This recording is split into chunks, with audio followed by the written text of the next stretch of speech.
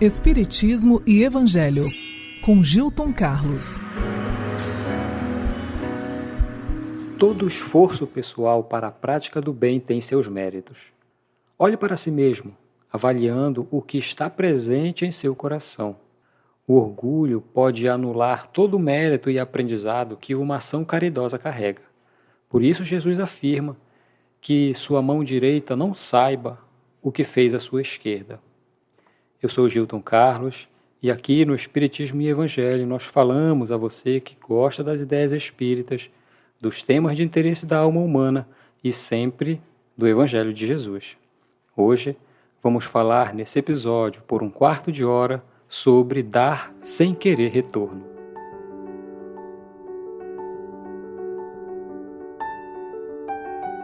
Vamos iniciar comentando um trecho do Evangelho de Mateus, capítulo 6, que vai dos versículos 1 a 4, no qual Jesus trata desse tema falando da forma de se fazer a caridade ou de se fazer o bem. Ele diz: acautelai-vos de não praticar a vossa justiça diante dos homens, para serdes contemplados por eles. De outra sorte, não tendes recompensa junto ao vosso Pai, que está nos céus. Portanto, quando deres dádiva, não trompeteis diante de ti, como faziam os hipócritas nas sinagogas e nas vielas, para serem louvados pelos homens. Amém, vos digo, que estão recebendo sua recompensa. Pensando sobre esse trecho, responda a si mesmo.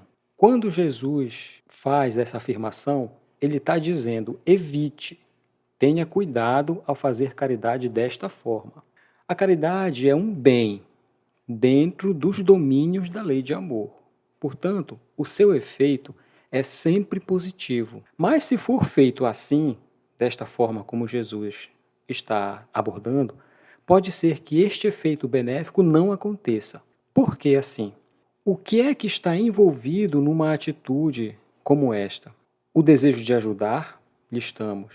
A compaixão pela necessidade, a sua fé, o esforço consciente na direção do devotamento, por exemplo. Mas, vejam, e quando alguém está vendo aquele benefício, aquela caridade que nós estamos fazendo? Esse fato de alguém estar vendo, ativa em nós certos sentimentos e que em nós, que nos faz ressaltar a vaidade, que é uma filha dileta do orgulho, por estarmos naquele momento sendo bem vistos, tendo alguém que nos verá como bom, como superior, como bondoso, etc. E essa é a questão central trazida por Jesus. Em outras palavras, ele está dizendo o seguinte: cuidado com o orgulho e com a vaidade quando fizer o bem a alguém.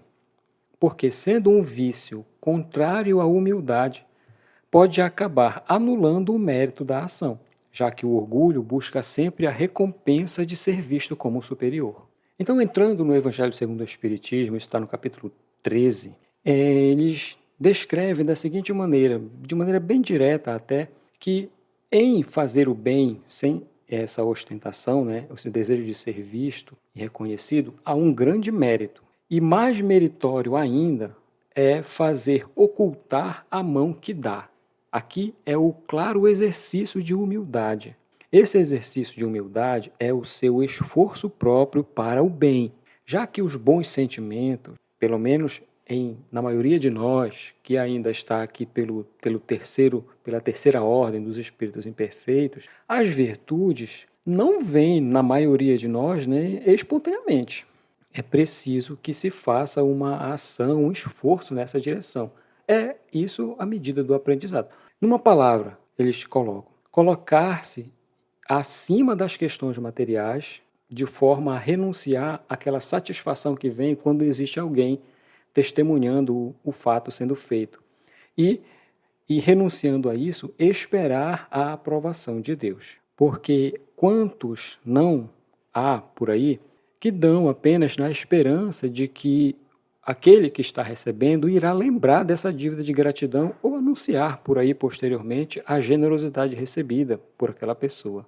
Dizem os espíritos, há muitos por aí que, de público, dão grandes somas, participam de muitas ações de caridade, mas que se ninguém estiver vendo ou aquele amontoado participando, não se sentem inclinados a dar uma só moeda. Aí foi por isso então que Jesus declarou: os que fazem o bem ostentosamente já receberam a sua recompensa. Quer dizer, aquele que procura a sua própria exaltação aqui aos olhos dos outros, pelo bem que ele faz, já pagou a si mesmo. Dizem os espíritos, no mundo espiritual seria assim, Deus nada mais deve para ele, porque o que ele estava buscando já conseguiu aqui. Só lhe resta, pela lei natural de causa e efeito, aquilo que advém do cultivo do orgulho no espírito. Mas em se tratando da caridade material, há uma questão no Livro dos Espíritos, ela é respondida pelo Espírito São Vicente de Paulo. E Kardec pergunta acerca exatamente desta forma de se fazer caridade, usando a palavra esmola. O que se deve pensar da esmola? Perguntando aos espíritos. Então, ele faz uma explicação inicial, né, dizendo assim, olha, condenando-se a pedir esmola, o homem, aqui, né, se entendemos o ser humano, se degrada física e moralmente. Uma sociedade que se baseia na lei de Deus e na justiça, ele deve prover ao fraco, sem que haja para ele, para o fraco, humilhação. E numa sociedade assim, aqueles que não podem trabalhar têm a sua vida, a sua existência assegurada pelos outros, em nome da caridade, sem lhes deixar à mercê do acaso, ou até mesmo da boa vontade de alguns, como de regra ainda no nosso mundo acontece. Então, colocando esses termos, Kardec observa a resposta e pergunta assim, replicando, então quer dizer que a esmola é reprovável? Ele diz, não. O que merece reprovação não é a esmola, mas a maneira por qual habitualmente é dada. O homem de bem, ou seja, o modelo de comportamento e de atitude, que é aquele que compreende a caridade de acordo com Jesus, vai ao encontro da pessoa que sofre, sem esperar que essa pessoa lhe estenda a mão. Continua. A verdadeira caridade, ela é sempre bondosa e benévola. Ela está tanto no ato em si, na doação, como na maneira pela qual ela é praticada. Ou seja, há um duplo valor num serviço que é prestado com delicadeza. Se é feito com altivez, que é aquele ar de superioridade, pode ser que a necessidade naquela situação da pessoa a obrigue a aceitar, mas o coração pouco vai se envolver com isso. Ele diz, lembrai-vos também de que, aos olhos de Deus, a ostentação tira o mérito ao benefício. Por isso, ele repete, mais uma vez, Jesus diz que ignore a vossa mão esquerda o que der à sua direita. Por essa forma, ele nos ensinou a não tisnar a caridade que nós praticamos e planejamos praticar com o orgulho. E ainda, diz ele, a gente deve separar, distinguir a esmola propriamente dita da beneficência, porque nem sempre o mais necessitado é o que pede, visto que o temor de uma humilhação detém aquele que é verdadeiramente necessitado, muitas vezes, que acaba sofrendo sem se queixar. E é a essa pessoa que o homem verdadeiramente humano sabe ir procurar sem ostentação. No livro do Emmanuel e Chico, que é o Consolador, uma questão em que é feita a ele em relação à prática da caridade material para os espíritas. Eles perguntam de maneira interessante, devemos nós, os espíritas, praticar somente a caridade espiritual ou também a material, que seria a doação da esmola de bens, materiais como um todo?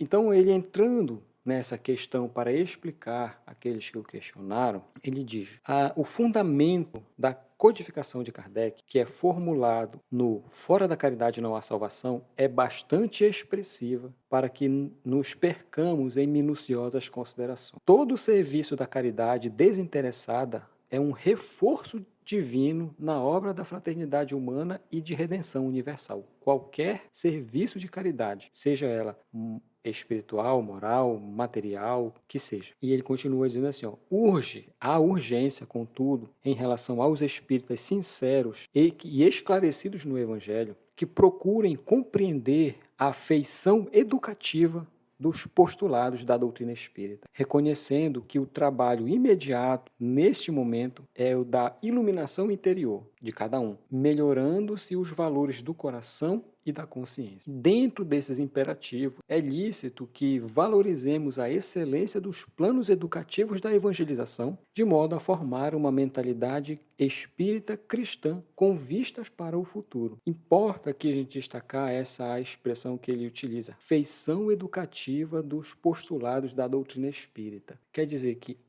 Kardec chama isso as consequências morais do ensino dos espíritos, incluindo as manifestações dos espíritos. O que tudo isso, né, esse corpo de conhecimento que é a doutrina espírita, pode ou tem para me auxiliar na minha educação como espírito, em face do Evangelho de Jesus. Então ele continua. Não podemos desprezar a caridade material que faz do Espiritismo evangélico um pouso de consolação para todos os infortunados. Essas obras de caridade material a que ele se refere somente alcançam esse caráter divino quando estão colimados com a espiritualização do homem, porque aí renova-lhe os valores íntimos e, uma vez que a criatura humana, o espírito encarnado, está reformado, nós passamos a ter na Terra uma sociedade transformada, onde o lar genuinamente cristão será naturalmente um asilo onde todos que sofrem podem se abrigar. Bom, e o que tudo isso significa então? Vamos olhar coisa sobre dois aspectos, aproveitando também a frase de Emmanuel, que está no livro Consolador também, um texto em que ele fala sobre a paciência, é lá que ele afirma, essa frase é famosa até, a disciplina antecede a espontaneidade. Nenhum de nós deve esperar que sentimentos puros brotem em nosso coração continuamente e que eles, assim, liderem as nossas ações de caridade, em benefício de quantos nos cercam ou encontramos pelo caminho.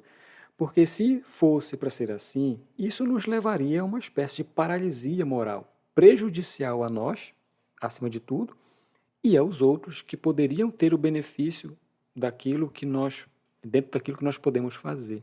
Assim como em muitos casos, é preciso que aqueles de nós que estamos na ordem dos espíritos imperfeitos façam um certo esforço consciente, calculado muitas vezes, para desenvolver o bem em si. Essa atitude vigilante, recomendada por Jesus, é a melhor profilaxia para o combate, que é o bom combate sistemático ao orgulho e à vaidade em nós.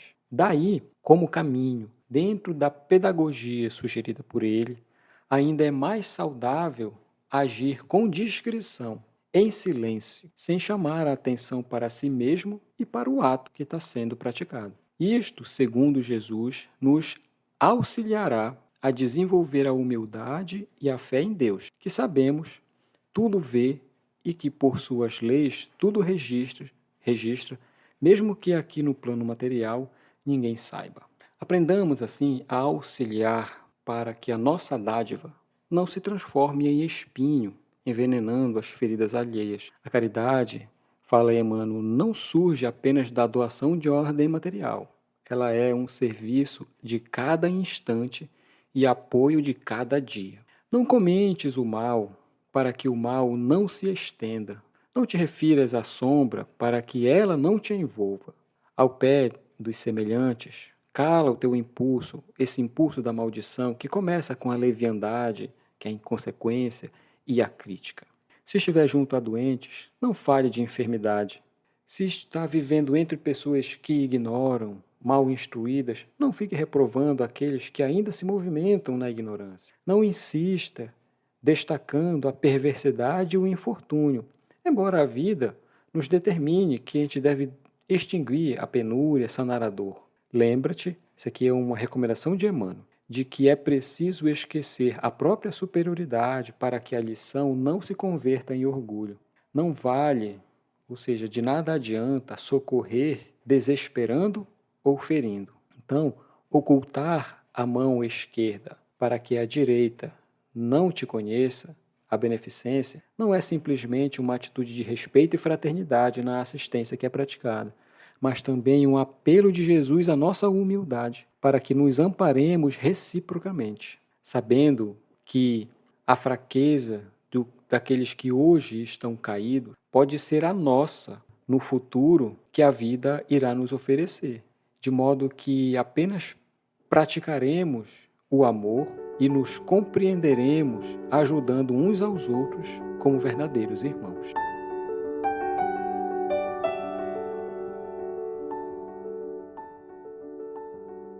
Gente, obrigado por esses minutos que passamos juntos. Eu espero vocês no próximo episódio. Espero que tenham gostado. Se você gostou, pode seguir a gente lá no Instagram, lá no meu pessoal, @giltoncar, ou também no @espiritismo e evangelho, onde eu vou colocar a postagem e as referências que eu utilizei para esse episódio aqui, tá? Um abraço a todos, até a semana que vem e que Jesus o abençoe.